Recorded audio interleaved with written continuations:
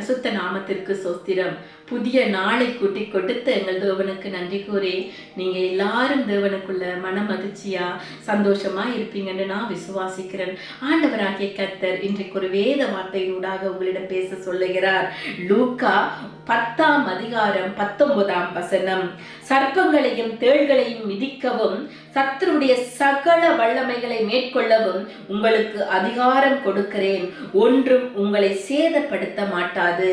என் அன்பான சகோதர சகோதரிகளே, ஆண்டவர் சொல்லுறாரு, சர்ப்பங்களையும் தேள்களையும் மிதிக்கவும் சகல வல்லமைகளை மேற்கொள்ளவும் தேவன் உங்களுக்கு அதிகாரம் கொடுத்திருக்கிறாராம்.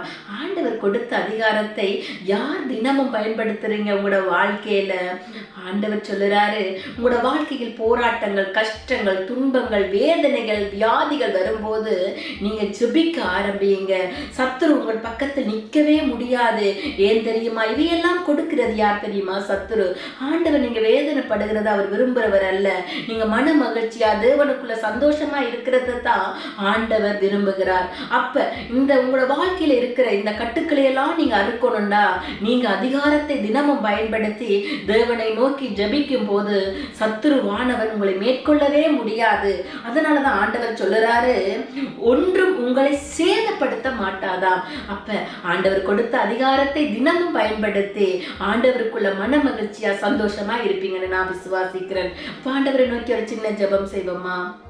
அன்பான தேவனே, இந்த வீடியோவை பார்த்து கொண்டிருக்கிற பிள்ளைகள் ஆண்டவரே, வாழ்க்கையில் என்ன போராட்டம் வந்தாலும், என்ன துன்பம் வந்தாலும் சத்துருவை அவர்களை எதிர்த்து போராடுகிற வல்லமை அவர்களுக்கு கொடுங்க ஆண்டவரே. அதற்கான பலத்தை கொடுங்க ஆண்டவரே. உம்முடைய வழியில் இவர்களை அழைத்து கொண்டு வாங்க ஆண்டவரே. இவர்களை ஆசீர்வதிங்க, பாதுகாத்து கொள்ளுங்க. சர்ப்பங்களையும் தேள்களையும் மிதித்து போடுகிற அதிகாரத்தை இவர்கள் கையில் எடுத்து வாழ்வில் வெற்றி பெற, ஜெயம் பெற இவர்களோடு கூட இருந்து இவர்களை பாதுகாத்துக் கொள்ளுங்க. இயேசுவின் நாமத்தில் ஜெபம் கேட்டு நிற்கிறோம் பிதாவே, ஆமென். நீங்கள் எல்லோரும் மிகவும் விசேஷமான நீங்க. ஆண்டவர் உங்களை ஆசீர்வதிப்பார்.